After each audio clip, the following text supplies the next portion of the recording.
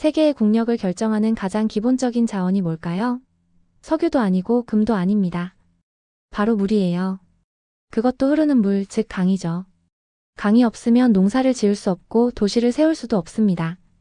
수천 년 인류 문명이 모두 강 주변에서 시작된 이유가 바로 여기 있어요. 그런데 지금 아시아에서는 말도 안 되는 일이 벌어지고 있습니다. 중국이 메콩강 상류의 댐을 무려 11개나 지으면서 동남아시아 5나라의 생명줄을 완전히 장악해버린 거예요. 태국, 베트남, 라오스, 미얀마, 캄보디아. 이 나라들은 모두 메콩강의 물로 농사를 짓고 물고기를 잡고 사람들이 살아갑니다. 상상해보세요. 어느 날 갑자기 중국이 댐의 수문을 잠그면 어떻게 될까요?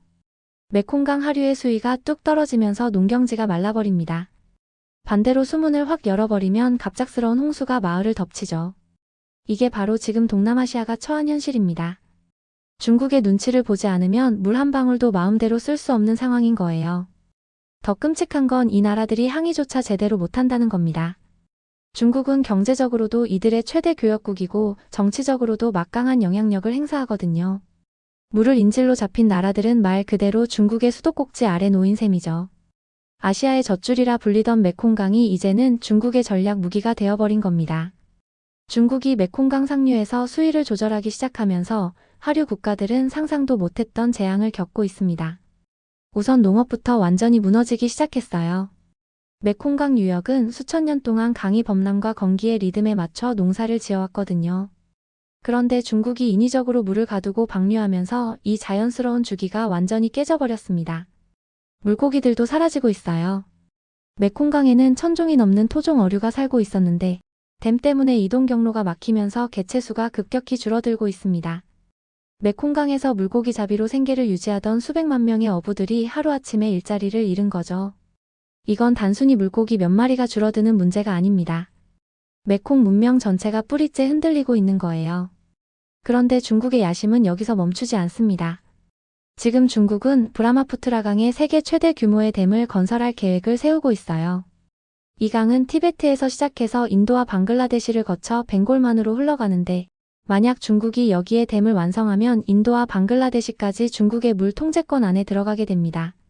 인도는 인구 14억 명이 넘는 거대 국가인데 이 나라조차도 중국의 댐 건설에 제대로 대응하지 못하고 있어요. 항해 성명을 내고 외교적으로 압박하지만 결국 중국은 자기 영토 안에서 하는 일이라며 공사를 강행하고 있습니다. 아시아의 미래가 물 한 방울에 흔들리는 시대가 온 거예요. 동남아시아 국가들이 중국의 댐 정책에 속수무책으로 당하고 있을 때 이상하게도 한 나라만은 이 문제에서 완전히 자유롭습니다. 바로 우리 대한민국이에요. 한국은 주변국들과는 완전히 다른 지형적 조건을 가지고 있거든요. 한국의 모든 주요 강을 한번 떠올려 볼까요? 한강, 낙동강, 금강, 영산강. 이 강들의 공통점이 뭔지 아세요? 전부 다 한반도 안에서 시작해서 한반도 안에서 끝난다는 겁니다. 한강은 강원도 태백에서 발원해서 서울을 거쳐 서해로 흘러가고 낙동강은 태백 산맥에서 시작해서 부산 앞바다로 들어갑니다. 금강도 영산강도 마찬가지예요. 이게 얼마나 대단한 축복인지 실감이 안 올 수도 있습니다. 하지만 생각해보세요. 한국의 강물은 단 한 방울도 다른 나라가 조절할 수 없다는 뜻이에요. 중국이 메콩강의 댐을 100개를 짓든 1000개를 짓든 한강 수위와는 아무 상관이 없습니다. 북한이 두만강이나 압록강 상류에 뭘 하든 남한의 주요 강들과는 전혀 연결되지 않아요. 이건 우연이 아닙니다. 한반도는 지형적으로 백두대간이라는 거대한 산맥이 남북으로 쭉 뻗어 있고 여기서 발원한 물줄기들이 동쪽과 서쪽으로 나뉘어 각각 동해와 서해, 남해로 흘러갑니다. 그 어떤 외세도 한국의 물줄기를 통제할 수 없는 완벽한 구조인 거죠. 이건 하늘이 준 선물입니다. 중국이 왜 이렇게 집요하게 주변국의 강을 장악하려고 할까요? 단순히 물이 필요해서가 아닙니다. 이건 철저하게 계산된 지정학적 전략이에요. 중국은 물을 조용하지만 강력한 무기로 만들어버린 겁니다. 국제관계에서 군사력이나 경제력만큼이나 중요한 게 바로 협상력입니다. 중국은 댐을 통해 하류 국가들과의 협상 테이블에서 압도적인 우위를 점하게 됐어요. 예를 들어 중국이 동남아 국가들과 무역 협상을 할 때 상대국들은 항상 머릿속에 메콩강의 수위를 떠올릴 수밖에 없습니다. 자칫 중국 기분을 상하게 했다가 물 공급이 줄어들면 어쩌나 하는 두려움이 늘 깔려 있는 거죠.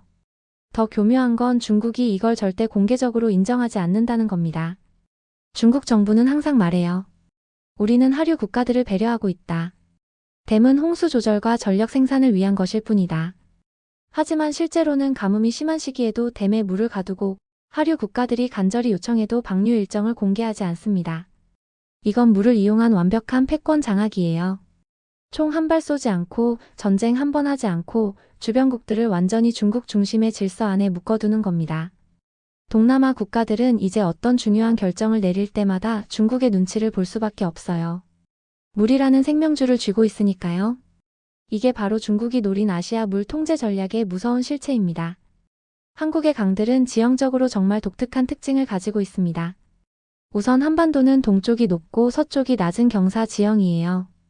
그래서 강들이 비교적 짧은 거리를 빠르게 흘러 바다로 들어갑니다. 한강만 해도 총 길이가 480km 정도인데 이건 메콩강이 8분의 1도 안 되는 길이죠. 그런데 이 짧은 강이 오히려 엄청난 장점이 됩니다. 강이 짧다는 건 물이 머무르는 시간이 짧다는 뜻이고 그만큼 수질이 빨리 회복된다는 의미예요. 오염 물질이 들어가더라도 빠르게 희석되고 정화될 수 있는 구조입니다.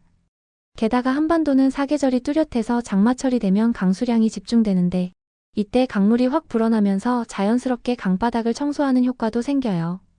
더 중요한 건 이 모든 물줄기를 우리가 직접 관리할 수 있다는 겁니다. 한강 상류에 댐을 지을지 말지, 낙동강의 수질을 어떻게 관리할지, 금강의 유량을 어떻게 조절할지 이 모든 결정을 대한민국 정부가 주권적으로 내릴 수 있어요. 다른 나라 눈치 볼 필요가 전혀 없습니다. 생각해보세요. 수백 년 전 우리 조상들이 이 땅에 정착할 때 아마도 본능적으로 이 지형의 가치를 알아차렸을 겁니다. 외부에서 물을 통제당할 위험이 없고 사계절 내내 안정적으로 물을 공급받을 수 있는 이 땅. 그래서 한반도를 선택한 게 아닐까요? 지금 와서 보면 그건 정말 탁월한 선택이었습니다. 한국의 강 중에서도 특히 한강은 세계적으로 봐도 정말 특별한 강입니다. 한강이 서울 한복판을 가로지르면서 만들어내는 풍경은 단순히 아름답다는 차원을 넘어서 전략적 가치가 엄청나거든요. 한강의 폭이 얼마나 되는지 아세요? 서울 구간에서 가장 넓은 곳은 무려 1200m에 달합니다. 이게 얼마나 넓은 건지 감이 안 오시죠? 파리의 센강을 떠올려 보세요. 센강의 평균 폭은 200m 정도밖에 안 돼요. 런던의 템스강도 250m 수준입니다. 한강은 이 유명한 강들보다 폭이 5배 가까이 넓은 거예요. 서울처럼 인구 1000만 명이 사는 거대 도시 한복판에 이렇게 넓은 강이 흐르는 경우는 전 세계적으로도 정말 드뭅니다. 이건 여러 가지 측면에서 엄청난 이점을 가져다줘요. 우선 홍수 대응 능력이 탁월합니다. 강폭이 넓으니까 장마철에 물이 불어도 범람할 위험이 훨씬 적어요. 실제로 서울이 한강 덕분에 대규모 홍수 피해를 거의 받지 않는 것도 이 때문입니다. 식수원으로서의 가치도 어마어마해요. 한강물은 팔당댐을 거쳐 정수 과정을 거친 뒤 서울과 경기도 2천만 명의 식수로 공급됩니다. 이렇게 많은 인구가 한강에서 안정적으로 물을 공급받는 건 강의 유량이 풍부하기 때문에 가능한 일이죠. 도시 확장성 측면에서도 한강은 축복입니다.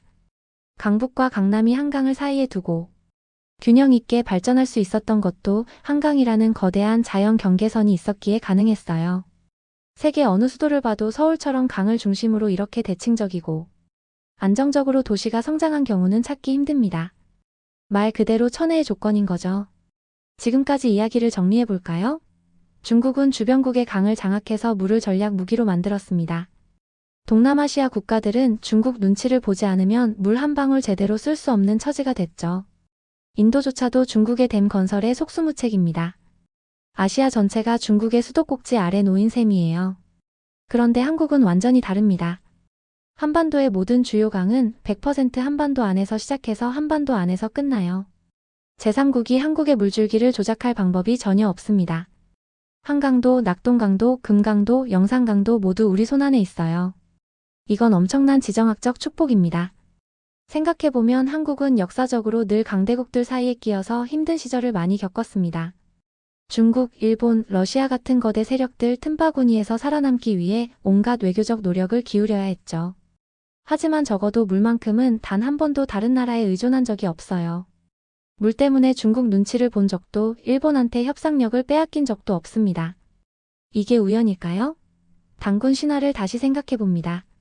단군이 하늘에서 내려와 이 땅을 선택했다는 이야기. 물론 신화는 신화일 뿐이지만 우리 조상들이 한반도라는 땅을 선택한 건 분명 깊은 이유가 있었을 겁니다. 외부 세력이 생명줄인 물을 조종할 수 없는 이 땅. 사계절이 뚜렷하고 강이 짧아서 수질이 깨끗하며 산과 강이 조화롭게 어우러진 이 땅. 당군이 이 땅을 고른 이유가 여기 있지 않을까요? 우리는 한강을 너무 당연하게 여기며 살아왔습니다. 출퇴근길에 스쳐 지나가는 풍경, 주말에 가족들과 산책하는 공원, 여름밤 시원한 바람을 맞으러 가는 강변. 한강은 그냥 거기 있는 것, 늘 있었고 앞으로도 계속 있을 것처럼 느껴지죠. 하지만 세계 지도를 펼쳐놓고 보면 한강은 기적 같은 존재입니다. 1,000만 명이 넘는 인구가 사는 수도 한복판에 이렇게 넓고 깨끗한 강이 흐르는 것 자체가 엄청난 축복이에요. 게다가 이 강물이 외부 세력의 영향을 전혀 받지 않고 오직 우리만의 통제 아래 있다는 사실. 이건 돈으로도 살 수 없는 국가 자산입니다. 동남아시아 국가들을 보세요.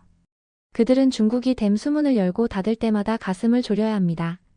자기 나라 영토를 흐르는 강인데도 마음대로 쓸 수가 없어요. 인도도 마찬가지입니다. 14억 인구의 거대 국가지만 브라마푸트라강 상류를 중국이 쥐고 있으니 늘 불안할 수밖에 없죠. 한국은 그런 걱정이 없습니다. 우리가 강을 빼앗기지 않았다는 사실, 이게 바로 대한민국이 안정적으로 성장할 수 있었던 숨은 토대예요. 물 걱정 없이 농사를 짓고 공장을 세우고 도시를 키울 수 있었던 것. 다른 나라 눈치 보지 않고 독자적으로 수자원 정책을 펼칠 수 있었던 것. 이 모든 게 한반도의 지형이 우리에게 준 선물입니다. 오늘 집에 가시는 길에 한강을 바라보세요. 그냥 스쳐 지나가지 마시고 잠깐이라도 멈춰 서서 생각해 보세요. 저 강물 한 방울 한 방울이 얼마나 소중한 것인지, 저 넓은 강이 우리에게 얼마나 큰 축복인지. 한국은 산도 바다도 그리고 강마저 축복받은 나라입니다. 이 땅에 태어난 것만으로도 우리는 이미 큰 행운을 타고났습니다.